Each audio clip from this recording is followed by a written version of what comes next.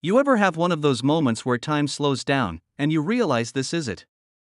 This is the moment that changes everything? Yeah, that was me. Sitting at the dinner table, staring at my wife across the candlelit table as she smirked, dropping a bomb in front of our family like it was nothing. It was my son's 18th birthday. A quiet little dinner at his favorite steakhouse, just us, me, him, my wife, and her sister. I should have known something was off when my wife insisted on inviting her sister. They've always had this thing. A weird, unspoken bond where they act like they're above everyone else. Especially me. Especially my son. Still, I tried to push it aside. Tried to focus on my kid. He was a good kid, quiet, maybe a little lost, but kind.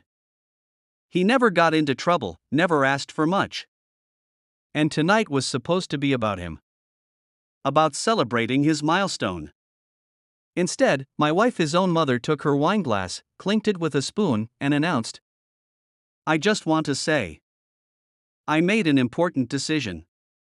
My nephew," she nodded at her sister, who grinned, "is going to need that college fund. And I've decided to give it to him." Silence. I blinked. My son blinked. And then, as if she hadn't just shattered something between us, she smirked. "Your failure of a son would just waste it anyway." My son looked down at his plate. Her sister, because of course, she had to add her 2 cents, just shrugged. "Of course. My child deserves it more." That was when something inside me just clicked. And I chuckled. Funny. Funny how they thought they had a say in this. Funny how they assumed I was the fool in this story. Funny because it was already paid for. Let me backtrack a little. I knew my wife and I weren't in the best place. The past few years had been strained. She used to look at me with love, or at least something close to it. But lately? Lately, there was nothing behind her eyes except mild irritation, like I was some inconvenience she tolerated. And when it came to our son, she was even worse. Cold. Dismissive.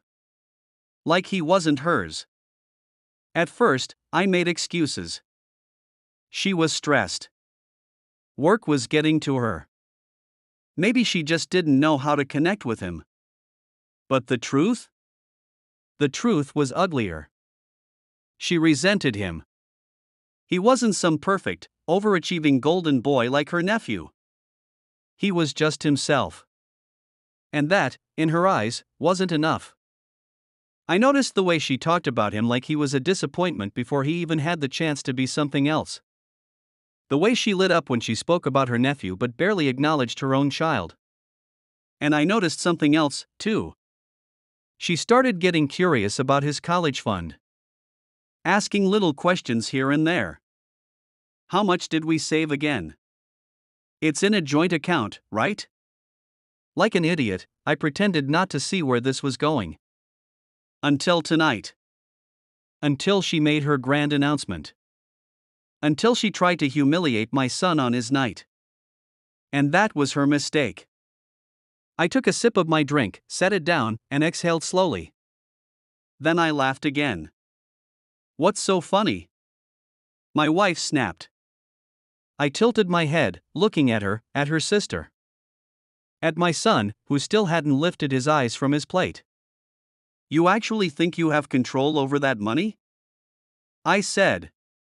Now that got her attention. Her face twisted in confusion. What are you talking about? We've always had a joint account for it. No, I cut in. We had a joint account. Past tense. I moved the money months ago. Paid his tuition up front. In full. Her smirk vanished. Her sister's jaw clenched. My son? His eyes finally lifted, wide with disbelief. Hopeful. My wife's voice was sharp. You did what? I paid for our son's education. Because unlike you, I believe in him. I leaned forward, locking eyes with her. And unlike you, I'm his parent first. Not someone else's wallet. Her face flushed red. Then, the scream. You had no right. Oh, but I did. And watching her lose it in the middle of a fancy restaurant, with everyone staring? Yeah. That was worth every penny. She stormed out. Her sister followed, hissing something under her breath, but I wasn't listening anymore. Instead, I looked at my son. For the first time that night, he looked at me. You really did that? He asked quietly. I nodded. I really did that. He swallowed hard. His hands were shaking a little. And then, in the smallest voice, like he didn't quite believe it, he said, "Thank you." I hadn't heard that kind of emotion from him in years. And that? That meant more to me than anything. The divorce papers came a week later. No surprise there. What did surprise me, though, was how light I felt. Like I could breathe again. Like I wasn't living in a house full of resentment and quiet disdain. She fought, of course. Tried to take half of everything. But that money? That was protected. Locked in my son's name. Untouchable. She called me names. Called me a fool. But I'd rather be a fool who stood by his son than a coward who let him down. And my son? He's in college now. Figuring himself out. Thriving. The last time we spoke, he said something that stuck with me. You know, Dad. I really thought you didn't see me. But you did, didn't you? Yeah. I saw him. And I always will.